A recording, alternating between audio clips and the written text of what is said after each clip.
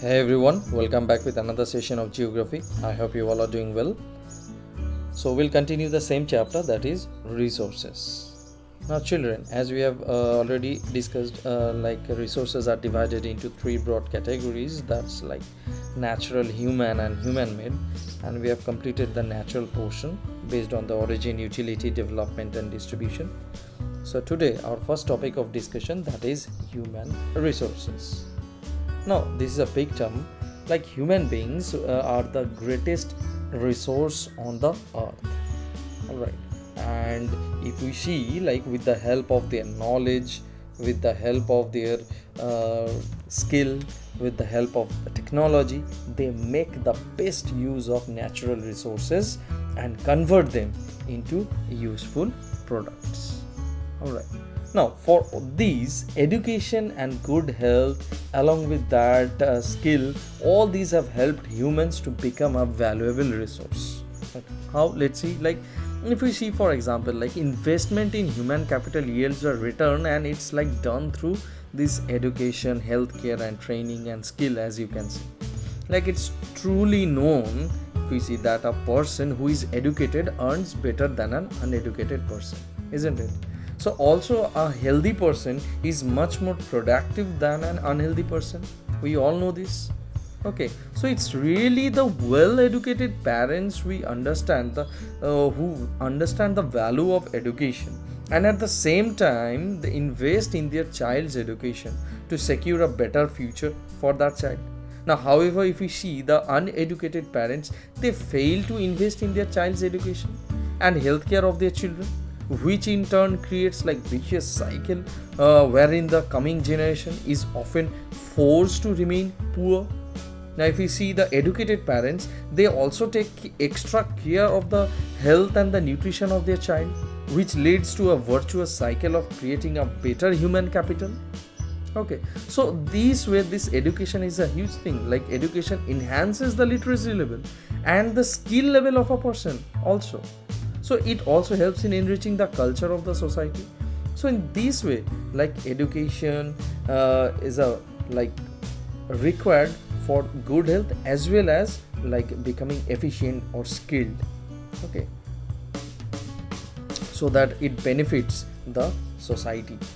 So therefore, if we see any country that wishes to progress must take care of its human resource so that natural resource can be utilized to its optimum.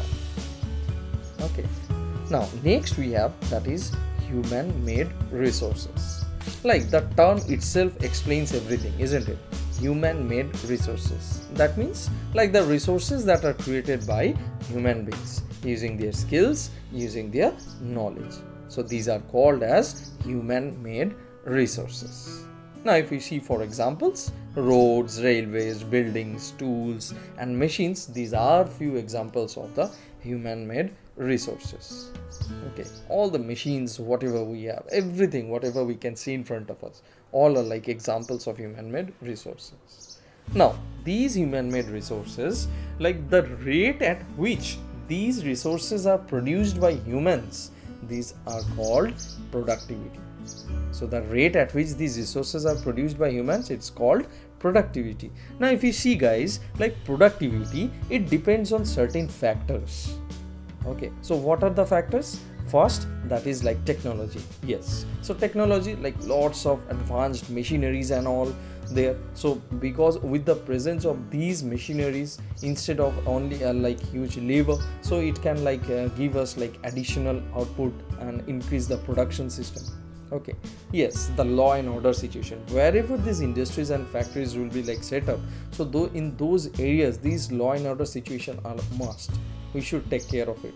Also, now the political scenario, political aspects, these are a huge concerning thing. Along with that, the societal issues, society, wherever the people around us, everything, all these things are required. And lastly, the most important thing, the infrastructure. Under these, like the labor, capital, everything comes up. Infrastructure, the place, wherever the location of that particular factory or industry, wherever the setup is being done. So we need to check all these things. So all these factors are like responsible for the increase of productivity. Okay, so these are like very important. Now, as we are discussing about these natural resources, human and human-made resources, all the usage of it and all this, so the most important topic that we are supposed to discuss, that is the conservation of resources, how we are supposed to deal with it. Now let's see. The continuous rise in population, children, has increased the demand for resources at a rapid rate. Now, and because of this has led to the exploitation, exhaustion and misuse of resources. And therefore it's our duty, rather it's like necessary for us to use these resources judiciously. And when we talk about all this, next the topic that comes, that is the resource conservation. Okay, now using resources judiciously and without wasting, it's termed as conservation of resources. Now, along with this conservation of resources, another topic that comes up, that is sustainable development. Now, what's this term? Like, when we use natural resources properly, according to today's need, and also conserve them for future generations, it's called sustainable development. So, we should think for the future also. So, as much as we need, we must use it judiciously and save it for our future generation. That's what is termed as like sustainable development. Now, if you see, children, the resources can be conserved by different means. Now, some means are given here, some points. So let's discuss them one by one. First, we have, that is the improving the quality of human life. Now, what's that mean? Like, quality of life is a like broad concept, if you see, and which is like concerned with the overall well-being in the society. And here in the context of the conservation of resources, if we see, like, we need to change our perspective, how we are dealing in our life. We need to take baby steps, small steps in our daily life, so that we can just stop misusing all these resources, starting with like afforestation, planting more and more trees. Okay, like decrease in deforestation, if we avoid deforestation and all, misuse of water. All right, check use of electricity efficiently, as I said you guys, all these things. So all these are comes under this, and it's a huge concept. So our whole perspective, how we are dealing with our life, we need to change that. We need to be proactive. We need to just ensure that we use the resources judiciously, so that it can be conserved for the future generations. Always remember this. Okay, now next we have, that is like conserving the earth's diversity. Now, what does this mean? Like, conserving the earth's diversity, that means protection and also upliftment and scientific management of biodiversity. Okay, so as to maintain it at its threshold level and derive sustainable benefits for the present as well as for the future generation. Next, if we see, minimizing the depletion of natural resources. Now, depletion of natural resources, that means like consumption of resources faster than it can be replenished. So we need to check it and minimize it. Now, if we see, children, like humans are depleting the earth's resources at an ever increasing rate. Now, more people on the planet, that leads to more depletion. Now, if we take some like baby steps, small steps in our daily life, then we can minimize the depletion of these resources. One, that is like making electricity use more efficiently. Now, we can conserve this electricity simply by turning off the lights and fans when not in use. That we can do.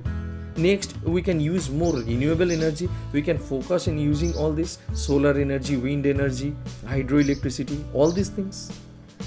Next, another is that we can promote sustainable rules in different areas.